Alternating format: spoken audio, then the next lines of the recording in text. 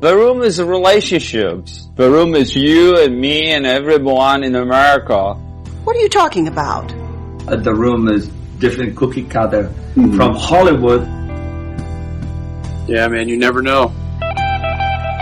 People are very strange these days. What's going on? Welcome to The Room Minute, The podcast where we get obsessed with the cinematic classic The Room. 1 minute at a time. You have no idea what kind of trouble you're in here, do you? Why are you so hysterical? We always wanted people actually talk about it. I did not hit her. It's not true. It's bullshit. I did not hit her. I did not. Oh, hi, Mark. Oh, hi, listeners. It was a long road getting to minutes 1 through 3. What you're about to hear does not include one of your co-hosts. So, public service announcement. This is Allison. I've decided to give you guys a break from me because my computer is non-existent right now. And the screen is all blotchy and I need to get a new computer. So enjoy this Allison-free episode. But she will be back for the next one because it was recorded much later. Hi audience, here without my co-host again for minute 2 in which the credits continue as we make sure we're in San Francisco. We begin with the San Francisco skyline and then we get a credit for Juliette Danielle. This is her second credit on IMDb after a student short the year before. And one of her credits, I looked it up, is something I desperately have to watch. It's called Ghost Shark 2 Urban Jaws. Good grief. It sounds amazing. Well, it's come full circle, hasn't it, with the new Wiseau Shark movie coming out, so... Yeah. Oh, good grief.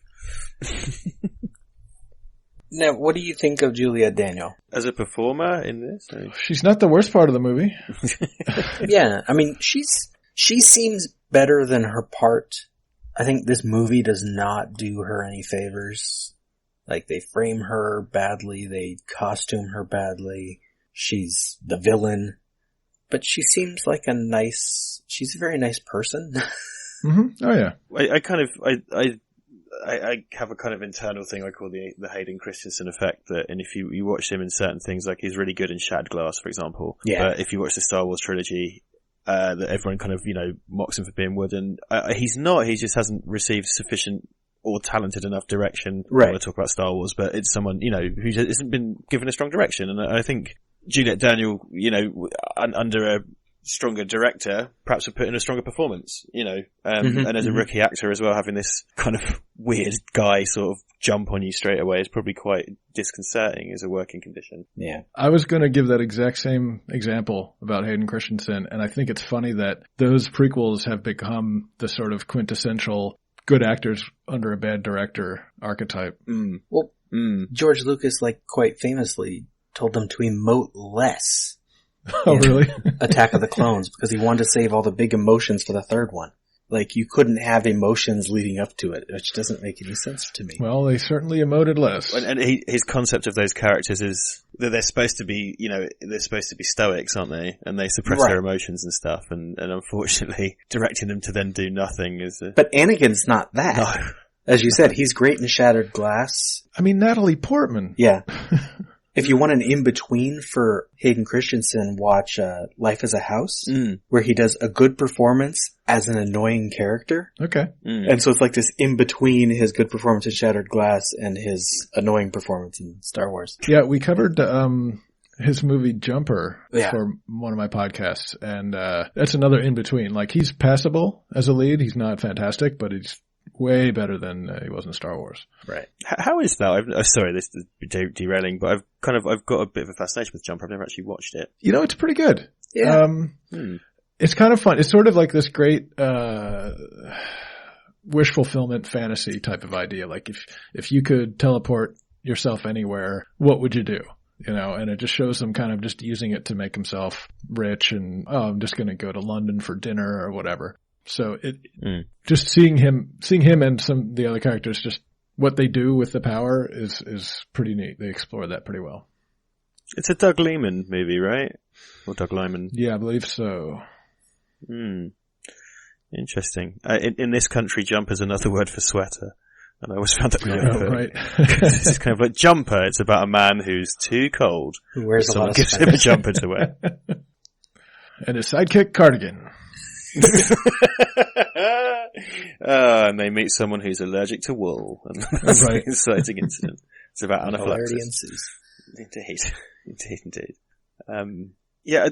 Who plays her mother in this? Of course, the famous breast cancer. Carolyn Minnot. She's the third credit here. We get Philip Haldeman for Denny, but we already talked about him last minute. Mm-hmm. And then Carolyn Minnot. Carolyn Minnot is Claudette. She had been in an episode of That's My Bush before being cast in the room. Oh, is that right? I've got all of that on some ancient CDR somewhere. That was, and she was great behind the scenes on the room because she was driving up from, I forget where it is, somewhere in Orange County. Like, she would drive a couple hours to get to the set every day. And Tommy, quite famously, kept everyone on the set all the time, even when they weren't filming, because he was kind of making up the schedule as he went. And so she was like a trooper, like right there. She was the oldest cast member and the only one older than Tommy, and like was doing what she could. And then, like we see in the movie The Disaster Artist, she had some problems on the set too because it was hot and they didn't have water. Yeah, that's I've seen her kind of talking, and she's very charismatic. She seems like a very very cool lady, and she's really goes for it in this as well, performatively. You can tell. I mean, she might not be the best actor in the world, but she's really putting her back into it. I mean, more so than most, more than the material probably deserves, to be honest. But yeah. Now, if my co-host were here today, she would bring up the fact that Claudette has cancer and it never gets talked about again, because that's a sticking point for Allison about this movie. Understandably. I mean, that's an insane thing to sort of put up, because you can imagine sitting in front of your edit and just like, oh yeah, no, that's fine. That's fine. That's part of the rich tapestry of the room. We'll just leave that in there. I try to defend this movie for this show. And I almost like it because if you find out your mother has cancer, do you want to talk about it all the time? Like, I mean, maybe it's another bad thing about Juliette's character, that Lisa is this awful person who's like, yes, my mother's dying, but I have to go chase after my fiance's best friend. I got things to do. I'm going to do what I want to do. I think if you just want to sit around and take strips out of the room and lay into it, the internet's got you covered. I don't think we can add anything new to that, you know. I think, and there is something interesting in it, and I really do think it's just, like all bad movies, I think it's a look, it's person exposing their inner world in a way they didn't expect to, you know, kind of inadvertently giving a glimpse into your psyche and how your mind works. And I do honestly think that's kind of what people come to that kind of train wreck to point and laugh on that basis. And actually watching bad movies and laughing at them, which I guess we all do, I know I do it, it's an inveterately cruel act. Oh yeah. You know, you're laughing at an artist regardless of, I mean, if they're demonstrably a bad person, then, I mean, the jury's out on we're so, but, you know, you're laughing at someone's kind of art, and you're laughing at them, really. That's why it's almost acceptable with The Room, because they embrace that, or we'll talk about it on Friday, but like Troll 2, where they went out and made an effort to embrace the horribleness of their movie. And so it's like, we're allowed to laugh at that one, but some of the movies, you watch it and you're like, I don't know how anyone edited this. It was so bad. Well, because this is shot on film and digital, right? And it's got green screen effects, and he's got actors and etc. Birdemic, you know, James Newman, like that is shot on, I'm guessing DV tape. It looks like video. There are shots where obviously the kind of birds are kind of animated GIFs essentially, and there are shots where the aspect ratio changes because I guess he left the cinema mode on his, you know, those 4x3 cameras used to put those black bars on if you pressed a button. Yeah. And stuff like that from scene to scene, and he's using the in-camera mic, it sounds like, because, you know, the sound cuts from cut to cut. And it's got a really, like I said, in minute one, it's got a really sweet kind of heart. I think it comes from a really good place. Yeah. But, you know, we all laughed at it. But then he made another one, which I haven't seen that, but you know, they made another one, and clearly someone gave him the money to cash in on his first movie. How much James Newman is kind of, you know, cognizant of that, I don't know, because I haven't seen that film. So I think they've probably gone, you know, off you go, mate, make another one, because whatever you come up with, we're going to be able to sell to somebody. Right. You know. Yeah, I think I saw a documentary or something about that. Definitely have seen an interview with James, and Vice did a piece on him. Was it Vice? Oh, that's right, it was. Yeah. Yeah, he's an interesting guy. Well, and again, it's really sweet because it's got kind of, and there's another thing bad movies often have. It's that kind of like, we're going to put on a show type thing. And Miami Connection feels like that as well. It feels like a bunch of kids putting on a show. And I mean, that's, because the Room has kind of sexual betrayal and kind of suicide. It feels quite adult, whereas Birdemic and arguably even Miami Connection have a sort of childlike quality to them. Well, yeah, Miami Connection, as you're saying, Birdemic has heart, is one that has a lot of heart. At that last 10 minutes or so when they get really violent is a little weird. Yes. But up until then, it's like this really innocent little romp. And you know what else? About people fighting ninjas, Even the violent 10 minutes to the end, and I'm not saying this in a snarky way, it feels like kids smashing action figures together. and that has that kind of sweet quality to it as well, even like heads getting cut off and stuff and whatever. But it still has that kind of childlike quality, and it's sort of like a child's view of a rotten world in that, well, what's bad in the world? I don't know, drugs and bikers, I guess? That's because it's got this slightly kind of cartoon view of the world, which comes off as quite sweet. Whereas, the kind of strange vampiric toad-like Tommy Wiseau at the centre of the room, you don't really get that kind of vibe off him. It just kind of feels a bit scary and sleazy quite a lot of the time. Yeah. But like you said earlier, it's all about love and peace and etc. Right. Okay. After Carolyn Minnot's credit, we get casting by Chloe Liskey. I already talked about her last minute, that she had nothing to do with this film. Greg Sestero actually ran the casting sessions, and he wasn't originally cast as Mark. Tommy wrote the part for him, but he didn't want it. And they cast someone named Dawn. I still have not been able to figure out who Dawn is. Greg specifically never says his last name in The Disaster Artist. So then how did he come to do the part? Well, Tommy cast Dawn but didn't want him. Tommy specifically, when they started filming, the first day of filming, had them film Dawn but not run the camera. And then he said supposedly the producers want to see what Greg's like on screen, so they got Greg to do the scene and filmed that version. And gradually as they're doing it, people noticed that the cameras weren't running on Dawn's section, and how awful that was, because he was cast as this almost lead character, and he had a contract with Wiseau, and he had gotten his roommate into the movie as a lesser part. I'm not sure which person is his roommate, because Sestero kind of lets Dawn off the hook and doesn't say his name. And so then Dawn realized what happened, and he quit, as you would. And the part of that though was in pre-production, Dawn and Brianna Tate, who was originally playing Michelle, who also ended up not in the movie, were secretly dating. And so that was kind of a problem, because then he's getting fired off the film / quitting, and Brianna's still there. She ends up quitting, and then Juliette Danielle, who was cast as Michelle originally, came in and auditioned for Lisa when they were re-auditioning for Lisa. All right. Yeah, they filmed the alley scene version of Chris R. coming at Denny with the gun with Dawn and didn't run cameras. And then they filmed the rooftop scene between Mark and Peter, also with Dawn, and didn't run cameras. And that's when Sandy Chaclair, officially just script supervisor, confronted Wiseau about it, and that's when Dawn found out and Brianna Tate found out, and we're all out of the movie after that. So, nice little drama for the first day of shooting. Yeah. So they only did one day before they quit. Yeah. I mean, the movie had cast a little bit ahead, but not much, so they had been around, but it was the first day of filming that that became a problem, and they were out. I wonder how much that cost Tommy in the broken contract. Probably a lot. Yeah. I forget. I think it's a different scene where Sandy Chaclair actually points out how much it cost to do something wrong. Yeah. That they had to reshoot. It looks like we lost Richard again. Oh no. I didn't even notice when he dropped out because I was looking at my notes on the other monitor. 2 minutes ago. Yeah. Cast is being fun today. Yeah, how about it? Now, do you still live in San Francisco? Well, I live on the East Bay, just outside of San Francisco. Okay. Yeah. Because the next notes I have were another thing on location, because we get a shot of the Palace of Fine Arts. We sure do.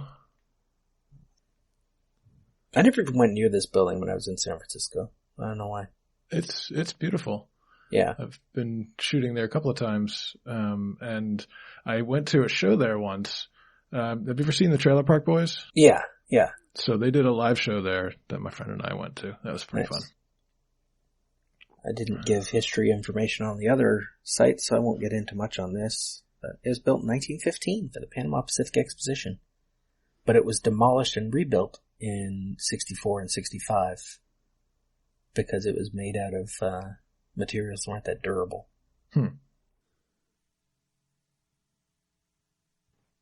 What is left for this minute? Let's see. Oh, a bunch of credits. Ugh.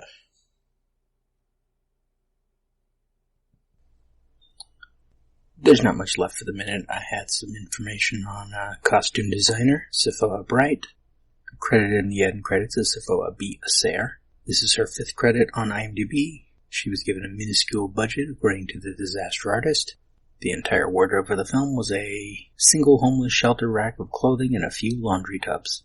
Music by Mladen Milicevic has 42 composing credits on IMDb from 1983 to 2018, including a composer credit for Rick Harper's documentary about the Roomful of Spoons.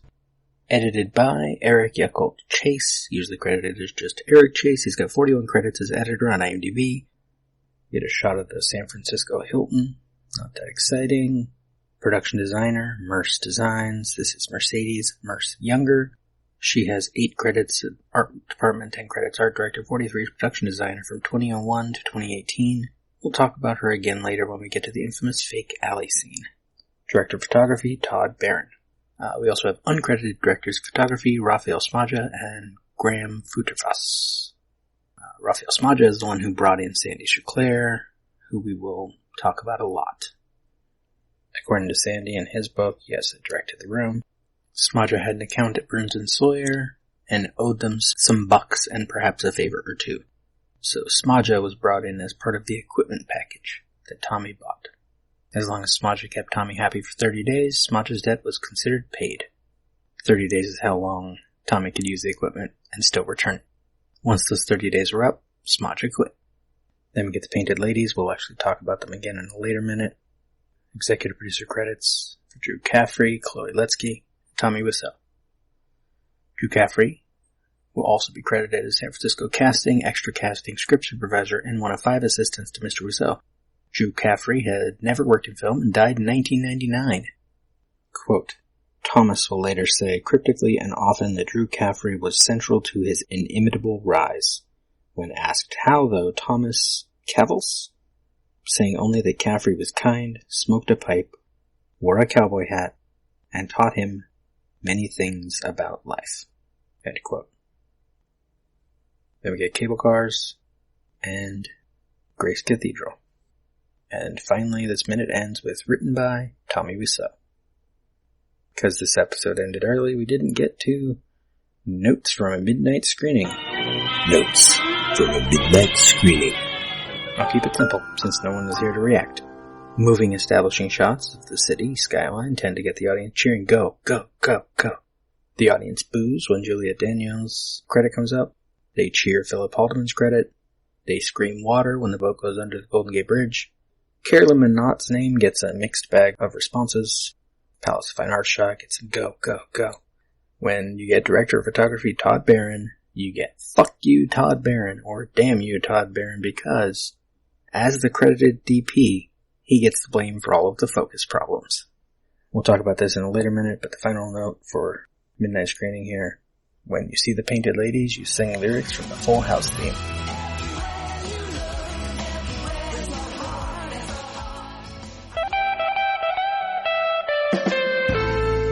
So there's nothing wrong when people make fun of the project, in this case, The Room. The Room Minute is a production of Lemming Drops Studio. You can find more content at lemmingdrops.com. Follow The Room Minute on all the obvious social media. If you've got any stupid comments after the show, you can leave them in your pocket on Facebook. If you like what you hear, throw us a rating and review on your podcatcher of choice. Thank you for listening, and remember, if a lot of people loved each other, the world would be a better place to live. Leave us!